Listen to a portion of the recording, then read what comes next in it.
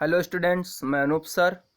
आज आप लोग क्लास 9th का जो चैप्टर पढ़ रहे हैं द फ्रेंच रिवॉल्यूशन यानी फ्रांस की क्रांति के लेक्चर 4 को देखेंगे। तो पिछली वीडियो में आपने देखा था कि लुई 16वां को प्लेस डी ला कंकार्ट नामक स्थान पर फांसी पर लटका दिया गया और उसके बाद जो है डायरेक्टरी के शासन की व्यवस्था की गई। तो आज आपको देखना है कि डायरेक्टरी शासित फ्रांस कैसा था। तो इसमें देखिए, जैकोबिन सरकार यानी जो जैकोबिन गवर्नमेंट थी उसके पतन के बाद आतंक का युग आपने पढ़ा था। आतंक के युग में रोबेस्पियर को फांसी पर चढ़ाया गया था और रोबेस्पियर के बाद ही डायरेक्टरी की व्यवस्था की गई थी। तो डायरेक्टरी कैसे बनी थी ये जानना है। डायरेक्टरी जो थी वो कैसे बनी थी। तो जैकोबिन सरकार के पतन के बाद मध्यम वर्ग संपन्न तबके के पास सत्ता आ गई, यानी जो मिडिल क्लास के जो संपन्न लोग थे उनके हाथों पर वहां पावर्स आ गई। अब नए संविधान के तहत संपत्ति विहीन तबके को मताधिकार से वंचित कर दिया गया, यानी जो नॉन प्रॉपर्टी मतलब एक प्रकार से नॉन प्रॉपर्टीज लोग थे उन्हें जो है वोटिंग के अधिकार से क्या कर दिया गया, वंचित कर दिया गया या रोक दिया गया। इस संविधान में दो विधान परिषद यानी एक कहें कि दो लेजिस्लेटिव काउंसिल की व्यवस्था की गई। साथ ही इस काउंसिल में यानी इस परिषद ने 5 सदस्यों वाली यानी 5 मेंबर की एक एग्जीक्यूटिव यानी कार्यपालिका का गठन किया। 5 मेंबर्स की एक कार्यपालिका या एग्जीक्यूटिव का गठन किया जिसे डायरेक्टरी कहा गया या डायरेक्टरी को नियुक्त किया गया। तो डायरेक्टरी जो थी वो 5 सदस्यों वाली या 5 मेंबर वाली एक एग्जीक्यूटिव थी। तो यहाँ पर ऐसी व्यवस्था की गई कि 2 लेजिस्लेचर काउंसिल होंगी और एक एग्जीक्यूटिव होगी। एग्जीक्यूटिव 5 मेंबर्स वाली होगी। उसी 5 मेंबर्स के एग्जीक्यूटिव को कार्यपालिका को ही डायरेक्टरी कहा जाता था। अब डायरेक्टरी के शासन में हुआ क्या कि जब डायरेक्टरी का शासन शुरू हुआ तो लगातार कुछ ना कुछ बातों को लेकर डायरेक्टरी और विधान परिषद यानी कि लेजिस्लेटिव काउंसिल और एग्जीक्यूटिव के बीच निरंतर विवाद होते रहे। तो डायरेक्टरी और विधान परिषद के बीच जब लगातार विवाद होते रहे तो परिषद ने क्या किया कि परिषद ने अब फिर से डायरेक्टरी को समाप्त करने की चेष्टा करनी प्रारंभ कर दी। यानी अब जो लेजिस्लेचर काउंसिल थी वो चाहती थी कि किसी न किसी तरह एग्जीक्यूटिव को समाप्त कर दिया जाए। इसके बाद क्या हुआ कि डायरेक्टरी की राजनीतिक अस्थिरता का लाभ उठाया किसने, नेपोलियन ने। यानी जब लगातार लेजिस्लेचर काउंसिल ये चाह रही थी कि हम एग्जीक्यूटिव को किसी न किसी तरह समाप्त कर दें, डिफीट कर दें, तो उस समय डायरेक्टरी की राजनीतिक अस्थिरता, उस समय वहाँ की जो पॉलिटिकल्स पावर्स थी वो क्या हुई, कमजोर हो गई। परिणाम नेपोलियन ने क्या किया कि 10 नवंबर 1799 यानी 10 नवंबर 1799 को डायरेक्टरी को भंग कर सत्ता अपने हाथों में ले लिया, या कहें कि डायरेक्टरी को बर्खास्त कर दिया या डिसमिस कर दिया। तो इसने डायरेक्टरी को डिसमिस किया और सत्ता अपने हाथों में ले लिया। किसने, नेपोलियन बोनापार्ट ने। तो अब पढ़ेंगे नेपोलियन बोनापार्ट।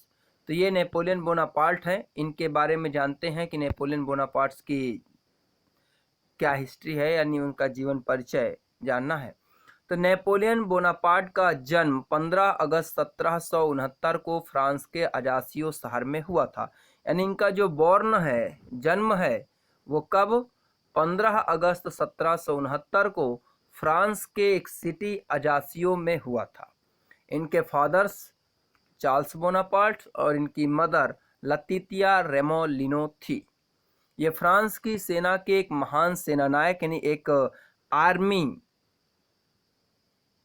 आर्मी लीडर कर दीजिए या आर्मी के एक प्रमुख सेनानायक थे। यानी यहाँ की सेना के एक प्रमुख सेनानायक थे, यानी कि एक प्रकार से आर्मी हीरो कर सकते हैं। इन्होंने क्या किया, 79 में डायरेक्टरी के शासन को समाप्त किया, पीछे अभी बताया गया। इसके बाद इन्होंने क्या किया, 1804 में स्वयं को फ्रांस का शासक घोषित कर दिया। यानी 1804 में या स्वयं को फ्रांस का रूलर घोषित कर दिया।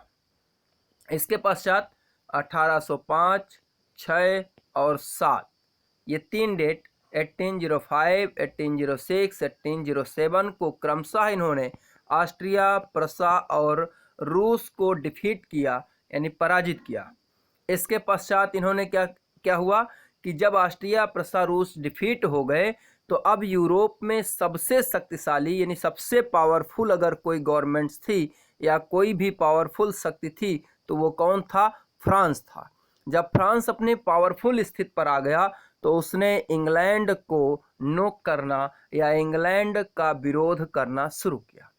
जब नेपोलियन ने इंग्लैंड का विरोध करना शुरू किया तो इंग्लैंड ने क्या किया?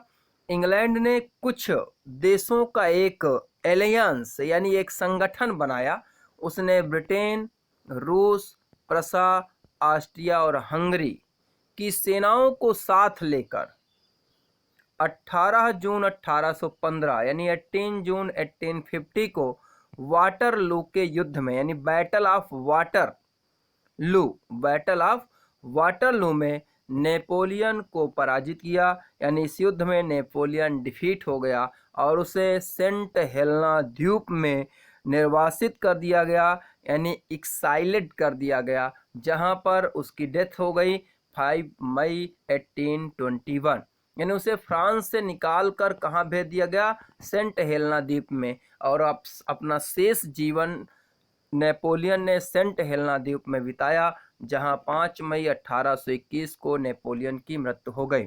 यहाँ कुछ इम्पोर्टेंट क्या है? नेपोलियन का जन्म कब हुआ, उसके माता पिता कौन है, उसने डायरेक्टरी के शासन को कब समाप्त किया, उसका फ्रांस में अपना शासक कब बना। वाटरलू का युद्ध सबसे इम्पॉर्टेंट है, आपके बोर्ड एग्जाम के लिए बहुत इम्पॉर्टेंट है कि वाटरलू का युद्ध कब हुआ था। तो जो बैटल ऑफ वाटरलू है वो 18 जून 1815 है। आगे चलते हैं। अब नेपोलियन के बाद की जो हिस्ट्री है वो आप लोग क्लास 10th में पढ़ेंगे। जैसे ही आप 10th में आएंगे तो नेपोलियन के रूलिंग शासन व्यवस्था से नेपोलियन के साथ ही ये नेपोलियन एक सिविल कोड लाता है और वहाँ से आप 10th के फर्स्ट लेसन पर पढ़ेंगे जो यूरोप में नेशनलिज्म के नाम से जाना जाएगा। तो इसके आगे की हिस्ट्री आप वहाँ पढ़ेंगे। अब चैप्टर आपका लगभग क्लोज है, लेकिन कुछ 2 टॉपिक्स हैं, उन टॉपिक्स पर और अलग से देखना है। जैसे पहला है, क्या महिलाओं के लिए भी क्रांति हुई, यानी did women have a revolutions. तो इसके बारे में देखना है कि महिलाओं के लिए क्रांति कैसे हुई। तो महिलाओं ने अपने हितों की हिमायत करने यानी पर्सनल मामलों के लिए चर्चा करने के लिए उन्होंने क्या किया? पॉलिटिकल क्लब स्थापित किए और अपने न्यूज़पेपर निकाले। अनेक पॉलिटिकल क्लब स्थापित किए और अपने अपने न्यूज़पेपर इन्होंने निकाले। फ्रांस के विभिन्न नगरों में महिलाओं ने लगभग 16 क्लब स्थापित किए, यानी कि इतने क्लब अस्तित्व में आए या इतने क्लब बनाए गए। इनमें जो सबसे फेमस क्लब था वो था the society of revolutionary and Republican women. आपसे पूछा जाए कि फ्रांस में लगभग कितने क्लब इस्टेब्लिश्ड हुए थे तो लगभग 60। इनमें से पूछा जाए कि सबसे फेमस क्लब कौन सा था तो the society of revolutionary and Republican women. और इसके बॉर्न या इसके जनक जो है वो कौन है? वो है ओलंप द गुज। आगे उनके बारे में देखेंगे। उनकी प्रमुख मांगों में यह था कि महिलाओं को भी पुरुषों के समान राजनीतिक अधिकार प्रदान किए जाएं, यानी equal political right to win and women. यानी विन और वुमेन, जो मेन है और वुमेन है, इन दोनों को इक्वल राइट्स दिए जाएं, इक्वल पॉलिटिकल राइट्स प्रदान किए जाएं। किंतु उन्हें निराशा क्या हुई कि जब 1791 में संविधान लाया गया तो उसमें महिलाओं को पैसिव सिटीजन यानी निष्क्रिय नागरिक का दर्जा दिया गया। महिलाओं ने अपने मताधिकार यानी महिलाओं के वोटिंग के लिए, विधानसभा में चुने जाने यानी काउंसिल में जाने के लिए, और जो पॉलिटिकल पद होते थे यानी पॉलिटिकल स्टेटस है उसे प्राप्त करने का प्रयास उन्होंने किया। उनका मानना था कि तभी नई सरकार उनके हितों का प्रतिनिधित्व हो पाएगा, यानी जब उन्हें पॉलिटिकल राइट्स मिल जाएं, काउंसिल में जाने की अनुमति मिल जाए और उन्हें पॉलिटिकल स्टेटस प्राप्त हो जाए, पॉलिटिकल पद धारण कर लें, तो उन्हें नई सरकार में उनका प्रतिनिधित्व प्राप्त हो सकता है। नेक्स्ट देखते हैं, ये है एक क्रांतिकारी महिला ओलंप द गूज। हमने बताया अभी जो सबसे फेमस क्लब था उसकी ये लीडरशिप है या नेतृत्वकर्ता भी थी। तो ओलंप द गूज की बात करें तो फ्रांस की राजनीतिक रूप से सक्रिय महिलाओं में सबसे इम्पोर्टेंट है या सबसे महत्वपूर्ण है। यानी जो फ्रांस का रिवॉल्यूशन था या फ्रांस की क्रांति थी उसमें पॉलिटिकल रूप से सबसे अधिक अगर सक्रिय महिला थी तो वो कौन थी? ओलंप द गूज थी। इन्होंने क्या किया था कि जब 1791 का संविधान आया था 1791 का, तो उसमें पुरुष और नागरिक अधिकार घोषणा पत्र लाया गया था। उसका ओलंप द गूज ने विरोध किया या उसकी इन्होंने खिलाफत किया। यानी इसका विरोध करते हुए इन्होंने क्या किया, कहा कि महिलाओं को मानव मात्र के मूलभूत अधिकारों से वंचित किया गया है। यानी कि जो ह्यूमन बीइंग्स हैं उनके जो मूलभूत अधिकार यानी जो मतलब कि आधारभूत अधिकार हैं, जो पावर्स हैं, वो ह्यूमन बीइंग्स को या मानव को प्रदान नहीं किए गए। क्यों? क्योंकि 1791 में महिला और नागरिक अधिकार घोषणा पत्र, उन्होंने इसके विरोध में 1791 में ही महिला एवं नागरिक अधिकार घोषणा पत्र तैयार किया। जैसे 1791 में पुरुष और नागरिक अधिकार घोषणा पत्र यानी पॉलिटिकल्स, एक प्रकार से कहें कि जो पुरुष और यानी कि मेन एंड सिटीजन राइट्स का जो घोषणा पत्र तैयार किया गया था उसके विरोध में ओलंप द गूज ने वुमेन एंड सिटीजन राइट्स का एक पत्र तैयार किया, जिसे महारानी और नेशनल असेंबली के सदस्यों के पास यह मांग करते हुए भेजा कि उस पर कार्रवाई की जाए, यानी कि फीमेल्स हैं, जो महिलाएं हैं, उनको भी पॉलिटिकल पावर दिए जाए। ठीक है, तो 1793 ईस्वी में ओलंप द गूज ने महिलाओं के क्लबों को जबरन बंद करने के जैकोबिन सरकार की आलोचना की। जैसे ही वहां जैकोबिन सरकार, रोबेस्पियर की सरकार आई, तो उन्होंने महिलाओं के क्लबों को जबरदस्ती बंद करना प्रारंभ किया, जिसका ओलंप द गूज ने विरोध किया या जिसका ओलंप द गूज ने जिसकी आलोचना की।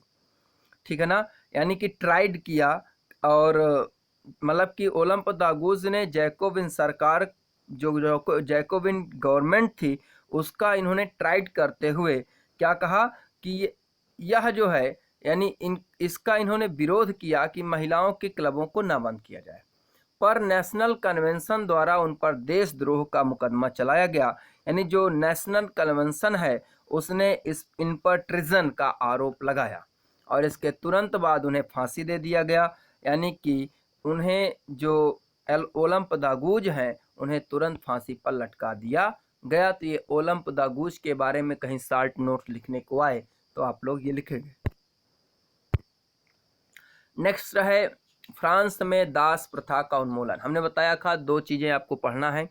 पहला है फीमेल्स, जो फ्रेंच रिवॉल्यूशन है उसमें फीमेल्स का पार्टिसिपेट क्या है, और सेकंड है द एबोलिशन ऑफ स्लेवरी यानी दास प्रथा का उन्मूलन। तो पहले हम लोग देखेंगे कि दास प्रथा प्रारंभ कैसे हुई, उसके बारे में देखेंगे।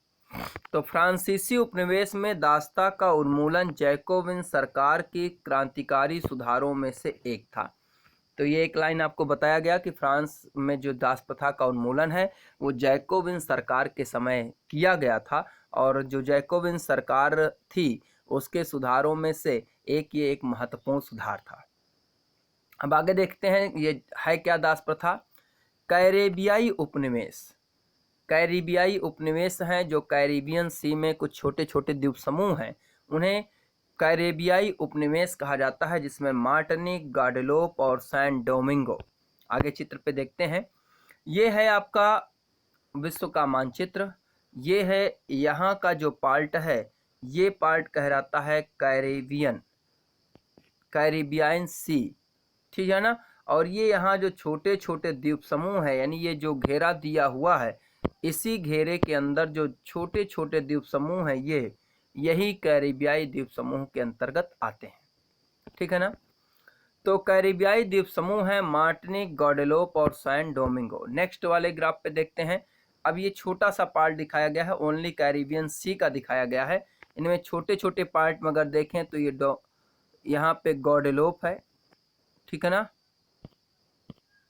गॉडेलोप ये है डोमिंगो, और ये यहाँ पर मार्टिनिक, ये मार्टिनिक, गॉडेलोप और डोमिंगो, ये तीनों यहीं पर स्थापित हैं। तो ये बहुत छोटे छोटे द्वीप समूह हैं और ये क्या है, फ्रांस के उपनिवेश हैं। ठीक है ना। तो यहाँ पर देखें कि कैरिबियाई उपनिवेश जो थे, मार्टिनिक उपनिवेश मतलब समझते हैं कॉलोनीज, जो कॉलोनीज थे उनमें मार्टिनिक, गॉडेलोप और सैन डोमिंगो थे। और ये क्या करते थे, tobacco, Indigo, sugar and coffee की महत्वपूर्ण आपूर्तिकर्ता यानी सप्लायर थे। यह जो है यूरोपीय देशों को तंबाकू, नील, चीनी और कॉफ़ी की सप्लाई करते थे। लेकिन दूर और अपरिचित भूमि पर जाने और काम करने के लिए यूरोपीय लोगों का अनिच्छा का मतलब था बागानों में श्रम की कमी। यानी जो यूरोपीय लोग थे वह इन द्वीप समूहों पर जाकर काम करने की इच्छा नहीं रखते थे। इसलिए जो कैरेबियाई उपनिवेश थे वहाँ के जो प्लांटेशंस हैं, जो बागान हैं, उन बागानों पर लेबर्स की कमी हो गई, यानी लैक ऑफ लेबर्स या लेबर्स की कमी हो गई। इस कमी को पूरा करने के लिए क्या किया गया, यूरोप, अफ्रीका और अमेरिका के बीच एक ट्रिगुलर यानी त्रिकोणीय दास व्यापार या कहें कि ट्रिगुलर सेल्व ट्रेड्स के द्वारा इस आपूर्ति को पूरा किया गया। तो जो ट्रिगुलर सेल्व ट्रेड्स है उसमें यूरोप, अफ्रीका और अमेरिका ये 3 देश शामिल हैं। इस प्रकार दास व्यापार की स्टार्टिंग कब हुई, 17वीं शताब्दी यानी 17th सेंचुरी में जो दास प्रथा प्रारंभ किया गया। तो यहाँ देखें ये अफ्रीका है, ये वाला पार्ट अमेरिका है और ये पार्ट यूरोप है, और इन तीनों के बीच यह कार्य या ये जो सेल्व दास प्रथा है, दास व्यापार यानी सेल्व ट्रेडिंग व्यवस्था है, वो प्रारंभ की गई। यहाँ पर आपको दिखा दिया गया है कि ये यहाँ पर ये तीनों द्वीप समूह स्थित हैं इस स्थान पर।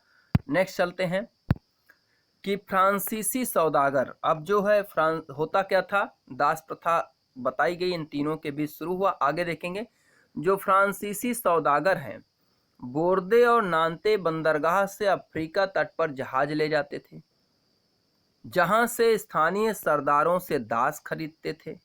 समझ आया कि नहीं।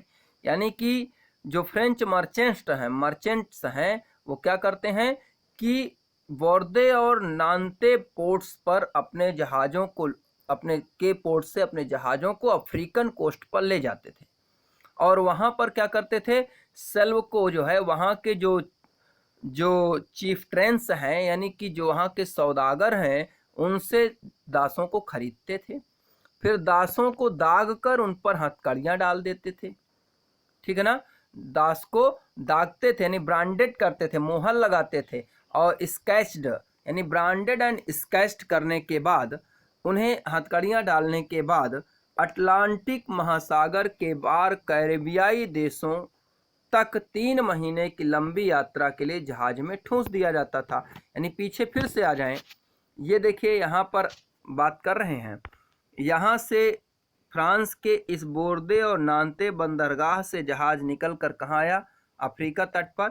अब इस अफ्रीका तट से दासों को खरीदा जाता था इस स्थान से, और दासों को खरीदने के बाद यहाँ से यहाँ भेजने के लिए 3 महीने की लंबी यात्रा के लिए उन्हें जहाज में ठूंस दिया जाता था। नहीं, फ्रांस के बोर्दे नांते बंदरगाह से अफ्रीका तट पर जहाज आता था, अफ्रीका तट के मर्चेंट्स जो होते थे उनसे दास को खरीदते थे और कैरेबियाई द्वीप पर ले जाकर उन्हें वहाँ के प्लांटेसर को बेच देते थे। यहाँ के जो प्लांटेसर हैं उनको बेच दिया जाता था, यानी वहाँ उन्हें बागान मालिकों को बेच दिया जाता था।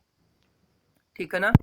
नेक्स्ट देखते हैं 1794 में कन्वेंशन है, ठीक है ना। 1794 में फ्रांसीसी कन्वेंशन ने उपनिवेशों के सभी दासों के मुक्ति का कानून पारित कर दिया, यानी दासों को मुक्त कर दिया गया। कब? कन्वेंशन ने 1794 में दासों को पूर्णतः मुक्त किया था।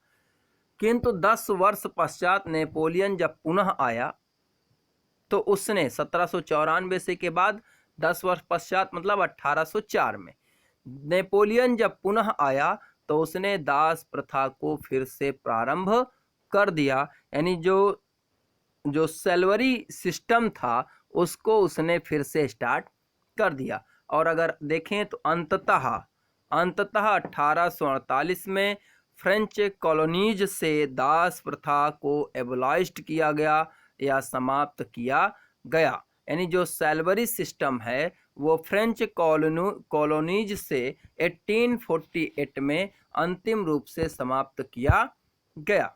अब देखिए निग्रो है, इसके बारे में कभी संक्षेप में पूछा जा सकता है।